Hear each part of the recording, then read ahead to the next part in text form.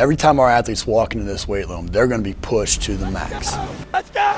Let's go! The barbell hasn't changed in over 100 years. I can take a 25-pound plate, and we'll go out on the turf, and I'll have you hating life. We talk about straining your gut, pushing past that comfort level. I want a lot of energy. What better breeding ground is there for being a success in life than the weight room?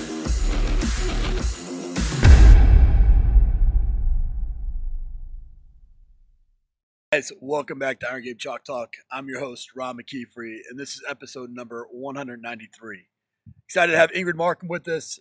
I've had a chance to speak at several different clinics with Ingrid and just get a chance to know her through the years. And just a solid person, solid coach, has a fantastic just way about her, way of relating some complex, biomechanical principles to just everyday life, and I just think that she's an all-star, and so I wanted to have her on the show.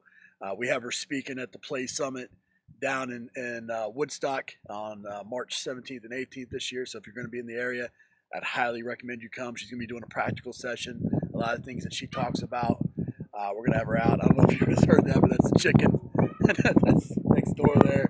Apologize for that. I'm out in the backyard. It is a beautiful day, and I really wanted to take advantage of that. But Ingrid's awesome, and there's so many great things to take away from this episode. I'd encourage you to make sure you take lots of notes. Before you do, want to recognize our sponsor for this episode. Super excited to have Train Heroic on board. Train Heroic is the software program that I've been using for the last couple of years, and I just think the world of it. I think they do a great job. There's lots of reasons why I've chosen to go with Train Heroic. One and first and foremost is their leadership team, Josh and Ben. They're phenomenal people. They're phenomenal lifelong learners. I mean, they're constantly striving to get better, always pushing the envelope, and that's what I love about them. They're trying to make their product. It's not something that all of a sudden it's perfect the way it is. They're continually trying to make it better, and so starts there.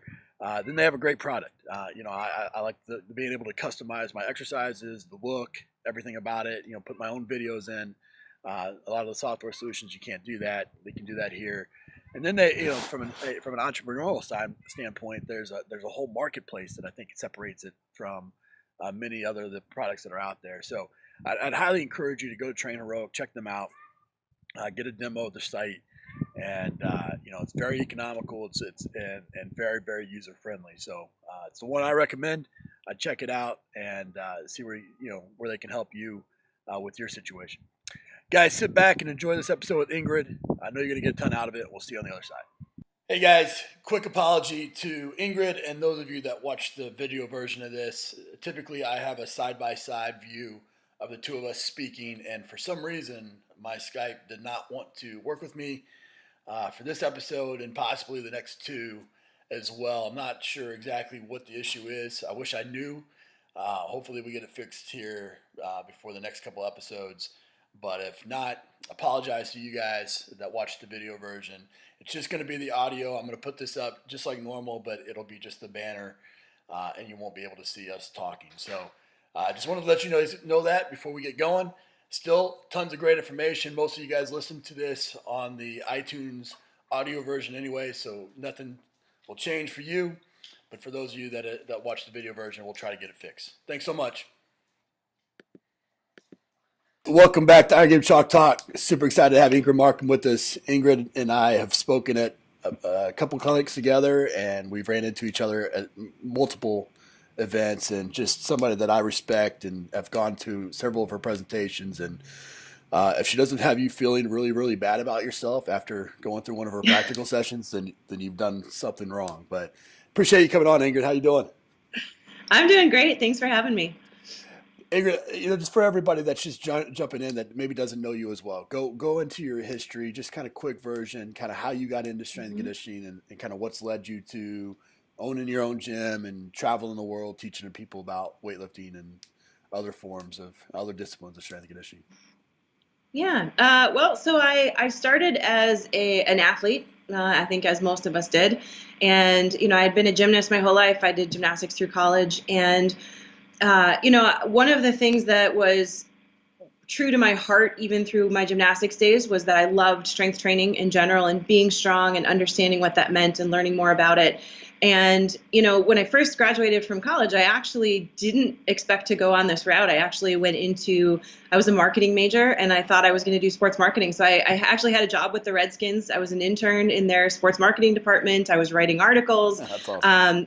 And yeah, it's so funny because, I had the job, right? Like I had the path that I thought I wanted, and I got into it, and I realized, wait a minute, this is all just business. This has nothing to do with sport. And that was sort of the revelation for me, that I wanted to be more involved in the athletic side of sport. And so that's when I started, really learning. I went back to school. I did 2 more years of exercise science, biomechanics, all that stuff, so that I could become a strength coach. And so I did some internships and that kind of thing, also became a trainer, but started at William & Mary as a strength coach, which is where I had gone to undergrad. So that was fantastic to be able to work with John Sauer, who had been my strength coach, obviously, while I was there. John's great. And he's awesome. And I love to go see him when I can get out there. But yeah, and then I got to work with US Field Hockey as their head strength coach for a couple of years. And but at that same time, I then started competing as an athlete again. I became an Olympic weightlifter and a bobsledder. And so, my primary focus for that next 10 to 15 years was doing more competition, training, traveling the world. But I really loved this other segment of strength and conditioning. And so I really couldn't follow a team anymore. So I kind of moved into, some personal training, and I had some athletes, especially some high school athletes during that time. But after a while, I realized that the best thing for me to do was just to have my own facility, so I could do what I needed to do. And so I could work both with some coaches under me, working with some athletes, and then still being able to travel and train. And I just retired from sport about 3 years ago, and luckily met people like John Brookfield, who brought me in to do some stuff with battling ropes, and that kind of opened the door for me to start doing more presenting. That was my first opportunity. I'd certainly spoken a lot of places, but not on a grand scale. And working with battling ropes was my opening to realize how much I really love teaching and how much I really love sharing what I've learned with a bigger audience. And so that's, I've expanded on that and teaching all kinds of stuff, all kinds of places, and I'm loving life. That's awesome. Well, we can't go into the journey question without explaining the Iron Valkyrie. Where did that come from? The Iron Valkyrie. Well, so my heritage, which is probably obvious for anyone that's ever seen me, is I'm certainly a Viking heritage. My mom is 100% Norwegian, and we had a lot of Norwegian traditions growing up. And, Vikings are certainly then true to my heritage. And, the Valkyrie comes from the Norwegian,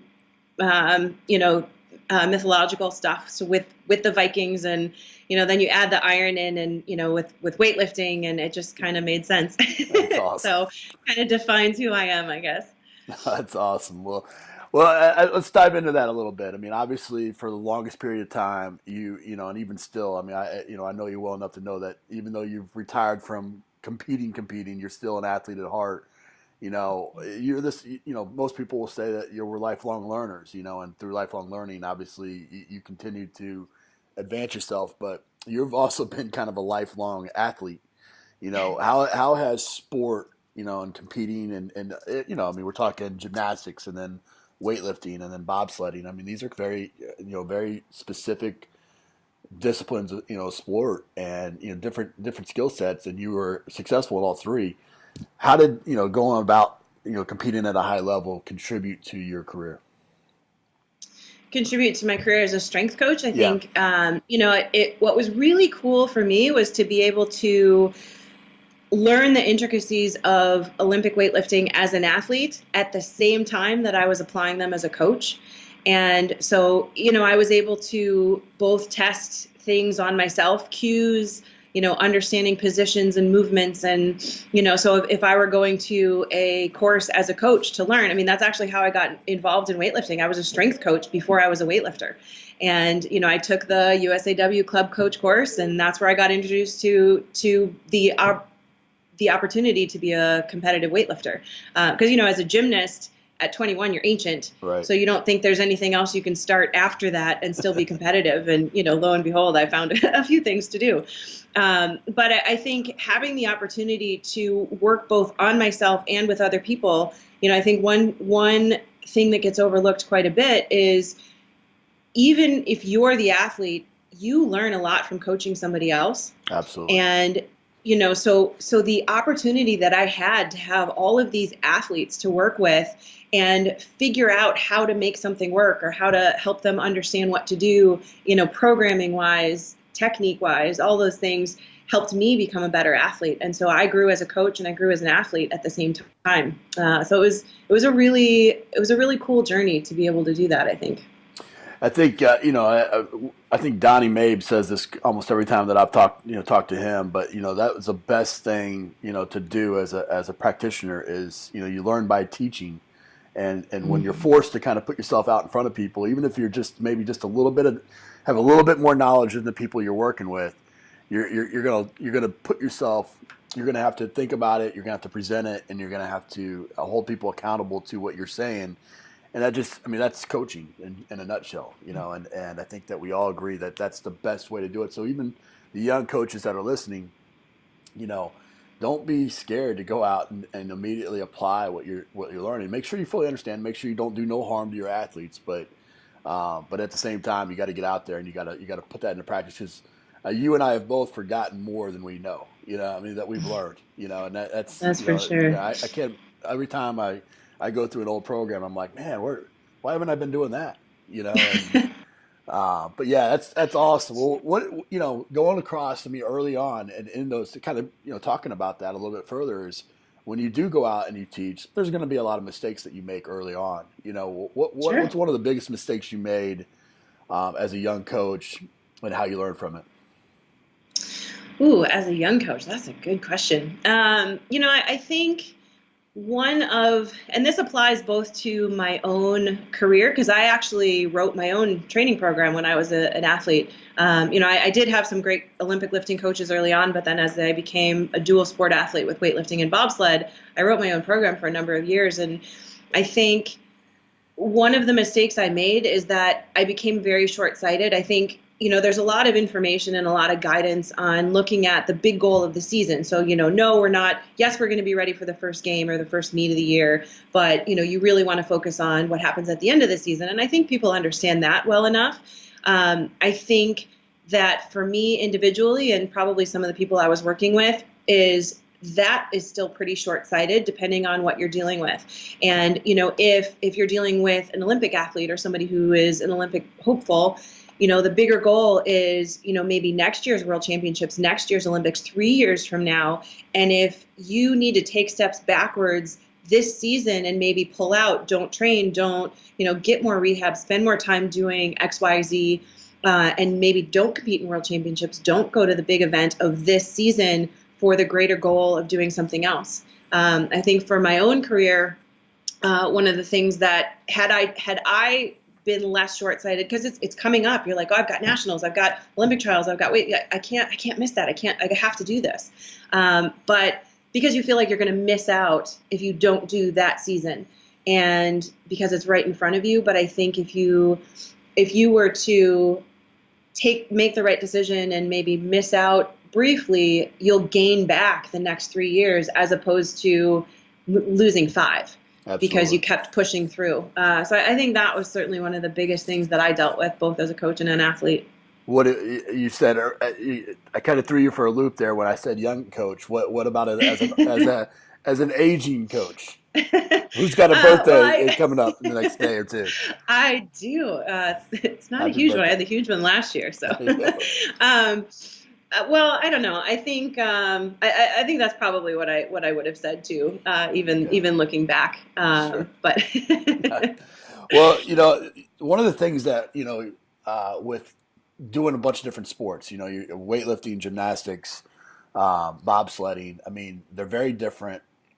They're all. I mean, they're power sports, obviously, but at the same time, you had to go in and learn a new skill set. I think as a young coach or as a just a person that's trying to grow individually, be able to show some vulnerability and put yourself out there and put yourself in a new environment and just throw your hands up and say, you know what, who cares what I look like when I first do it, but I'm going to go and I'm going to learn. I think that there's a lot to be learned there for coaches in general, you know, especially even the older coaches, as we tend to get set in our ways when, you know, it's okay to go out there and show some vulnerability and learn a new skill. And, you know, one of the things that I always, you know, I really like about your presentations is how you get everybody involved and, and most of the time you go to these practical sessions and people, you know, you got 5 people in the middle and then you got everybody else just standing around with a clipboard and it pisses me off. You know, talk a little bit about that vulnerability and how that's led to the way that you coach nowadays. Well, I mean, and I've said that since the beginning of my career is that, you know, and I've always wanted that for myself is if I'm going to program something, if I want to understand something well enough, I better do it. I better feel it. I have to completely understand it. And for me, I'm a kinesthetic athlete. I'm a kinesthetic learner. So I learn by feel. I learn by doing. And I think more people are like that than they realize. You know, it's very easy to look at something and be like, yeah, I get it. You know, but then you go to apply it and you can apply it on the basic level, but to really get a deeper understanding and to help that athlete who maybe doesn't understand it as well, you know, you can't do that without having gone through it yourself.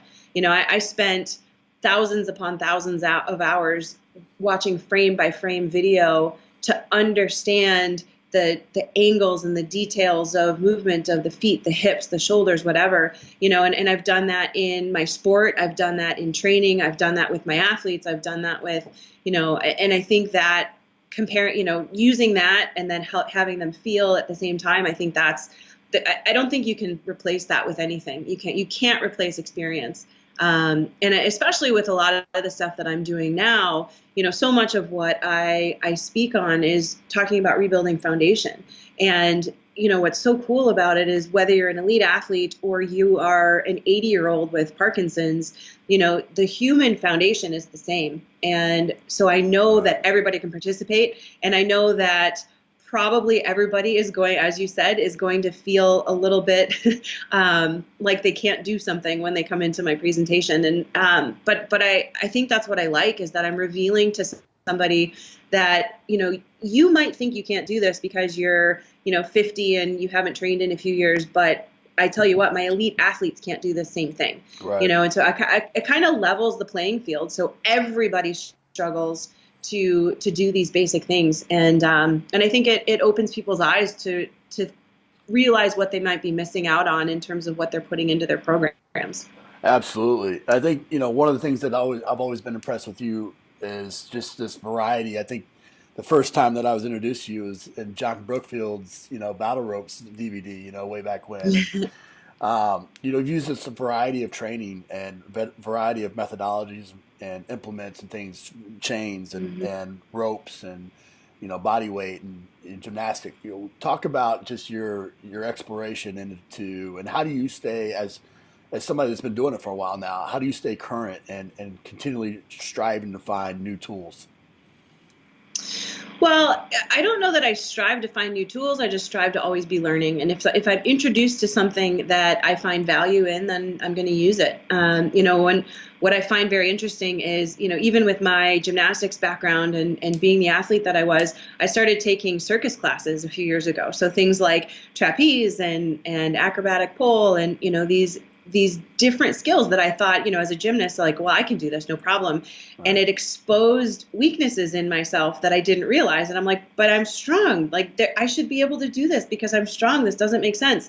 But it was a totally different kind of strength. And I think the same thing is true when you use ropes, when you use chains, when you use sandbags, when you use all these other tools. You know, it's not like I'm not interested in being flashy. I'm not interested in, you know, having the latest and greatest, like, oh, that's a fad. Let's just try that thing. Right. You know, I want to get to the heart of what am I going to use this for? How is this going to be different?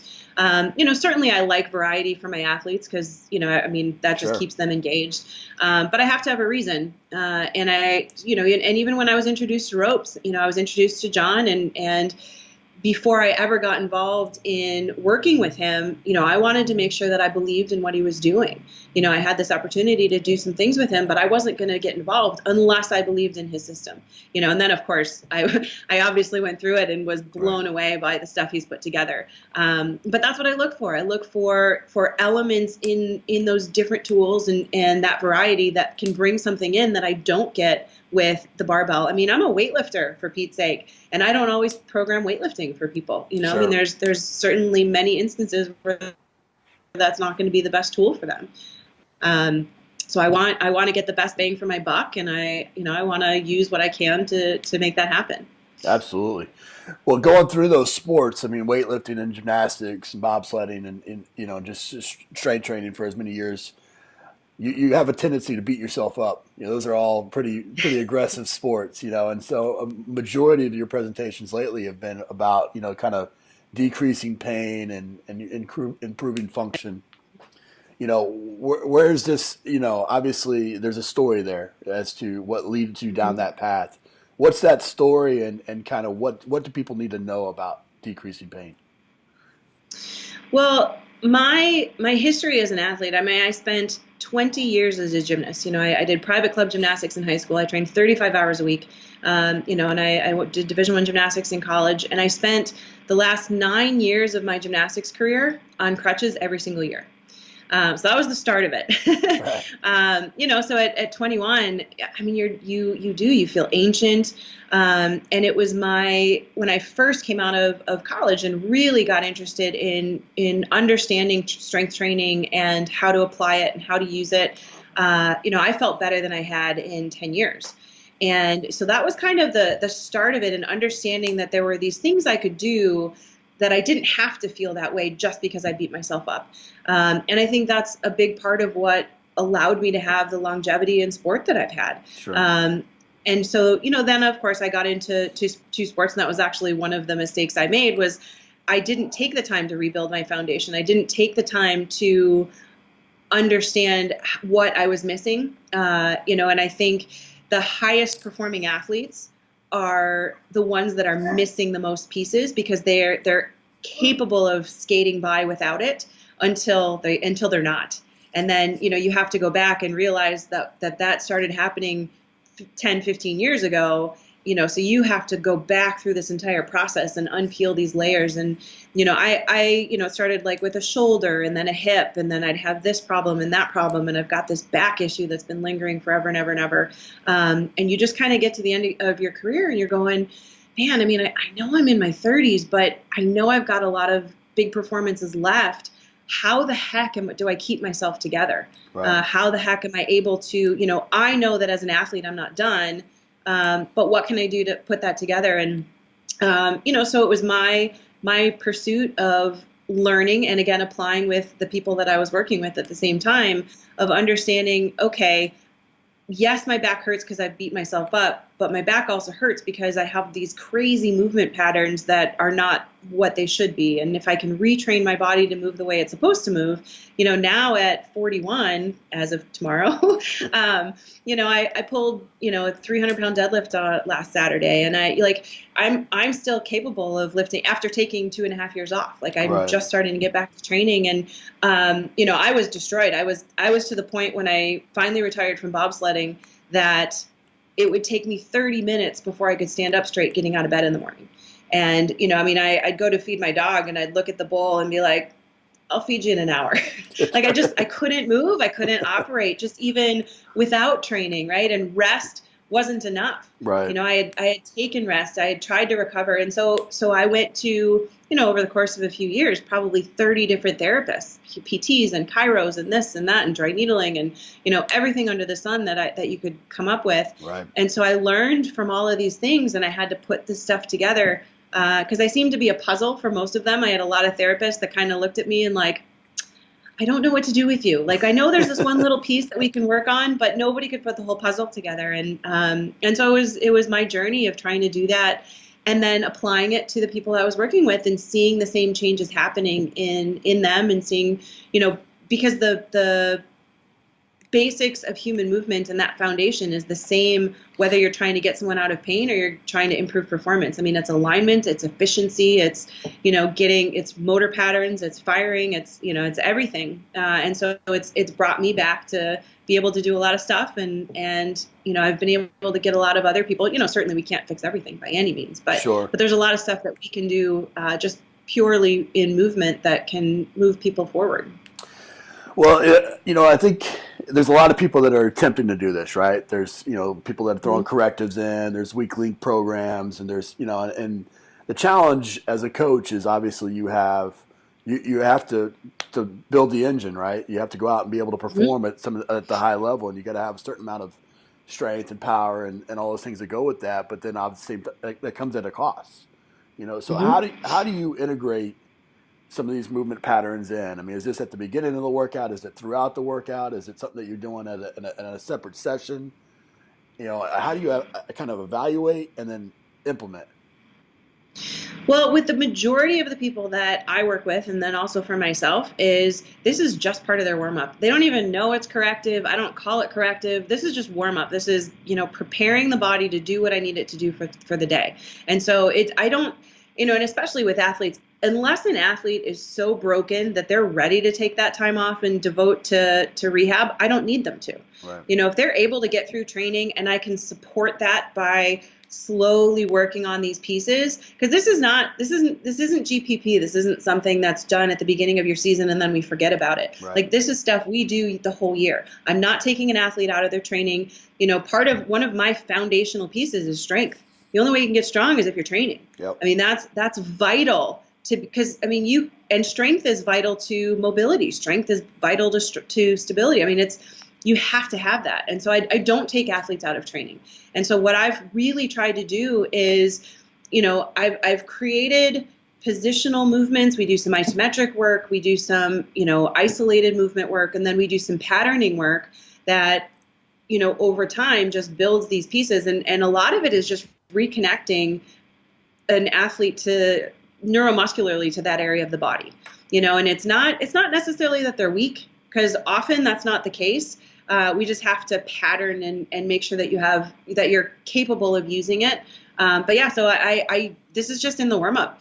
And so if I've got an athlete in for an hour and a half, we're doing, 15 minutes of movement prep, and then they're training. Mm-hmm. And then maybe if there's something that's really, really, an area that we need to work on more, then I might have them do something outside of that. But we all know most athletes aren't going to be doing, they're not great at getting that in. It's like, sure. Did you get that in? Oh, coach, I forgot about it. And so I try to get as much as I can in during the session, and then maybe a couple things at the end. But I know the athlete mentality, and you want the hard stuff, and you want to train, and you're going to get through it, and you're going to, right. Just grit your teeth and bear it. Doesn't matter if it's hurting, like, you're still going to go. And so I want to support that as much as I can, and then make the better decisions when we need to. But for the most part, I'm just going to support an athlete's training. Are you taking, obviously in a one-on-one approach, you can really break it down, and you can figure out exactly where the issues are. But when you're working with a team, are you taking a global approach to this? And is there some patterns that you're just, everybody has deficiencies in, or are you doing some sort of evaluation? For the most part, I'm just doing a blanket approach. And then if I see, and the great part is the movements that I use are immediately obvious if they have a deficiency.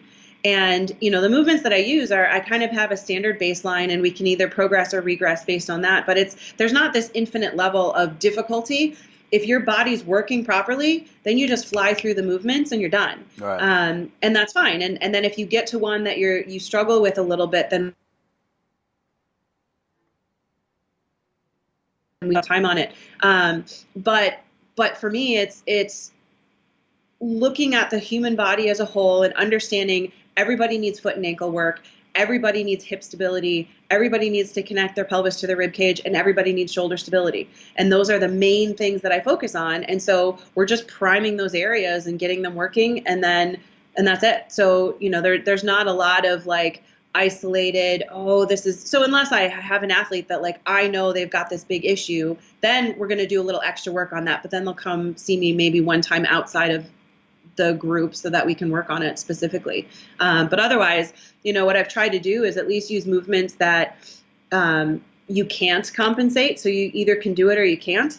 But I also communicate a lot with my athletes too. I want them to know what they should be feeling, not just like, hey, are you feeling this? Oh yeah, I am. But you're feeling it somewhere completely different than where I want you to. Right. So I want them to know exactly what they should be feeling. And I've tried to make it as obvious as possible with the movements that I use. And so, really, we're just trying to reconnect the body and get the human body to do what the human body is supposed to do. And then you can go use it for whatever it is you want to do. No, that's awesome. Well, Ingrid's going to be speaking on this at our Woodstock Summit, March 17th, 18th, I believe. But you can go to playsummits.com and learn more about that. But it's fascinating. Again, I've gone through a presentation, and obviously it's several different presentations, but you've linked a lot of those together and to your latest one. And it's just fascinating stuff. We end the show with some resources here, Ingrid. Give us the best piece of coaching advice you ever received. I think the best piece of coaching advice I ever received is that you have to learn to measure success by what you can control. And I think I was told this from an early age or early coaching age, and it took my own experiences to finally understand what that meant. It's very easy to say, oh, I failed, or oh, I didn't do what I wanted to do. If you don't make the team, or you don't make the lift, or you don't do what you set out to do. But there's so many things outside of your control that if you did every single thing that you could possibly have done mentally, physically, preparation-wise, support-wise, then you're successful. And I think people need to keep that in mind and understand that, there's so many other things that can happen. I mean, you get sick, whatever. I mean, there's it's unfortunate and it's disappointing, but it doesn't mean you weren't successful. And I think you can come away from sport, come away from coaching with a much better sense of what you've accomplished, even though those criteria that you might have chosen initially to measure your success are not the same. Absolutely. Embrace the process, not the outcome. Yeah. What about a book, app, website recommendation? So what's interesting is both my book and my website relate to an area that I've only recently in the last few years gotten into. I mean, I was a power athlete. I had my own business. I started traveling to train. I mean, I was going after it in every aspect of my life. Mm-hmm. And one of the results of that was that I ended up having a little bit of sympathetic overload, and I needed to understand how to bring some parasympathetic into my life. Sure. And so the website I use is calm.com, calm.com. And it literally, when you pull it up, it's just this nature scene and it plays music. And so it's a form of meditation without, people like me, and obviously that's the reason I need meditation most, is because my brain just keeps going. Right. But now I use that enough that, I can be in the middle of a super hectic day, and there's a timer on it. There's some guided meditations, I think, but I don't use those. I just use the music. But I mean, I'll literally just, if I'm feeling frazzled, I'll put the website on, and all of a sudden my whole body just goes, Really? And I'll use it 5 or 10 minutes. Yeah, it's like, Let's I mean, I can be frustrated and angry and whatever, and I come away from that and I'm like, okay, and I can kind of tackle things again. So calm.com. That's great. And then my book is Zen in the Art of Archery, and it was written, I mean, decades ago. And it's what I like about it is it talks about kind of a relaxed attention. And so there's this whole mental, physical component. And to me, it's sort of like being in the zone. If you've ever been fortunate enough to experience that, there's just this feeling of effortlessness, and you're completely immersed in what you're doing at that moment, at that time, and nothing else exists. And the book is sort of about understanding how to cultivate that and how to create that and to have this, slow, diligent discipline in order to master something. And if we're trying to master sport, it's so much more than technique. or knowledge. It's this connection to what you're doing and understanding it, I guess. Agreed. So so that's my any apps. Well, the apps, I mean, I've got to say Train Heroic, just because I'm gonna, I hope to use. I think they've created a great delivery system for training.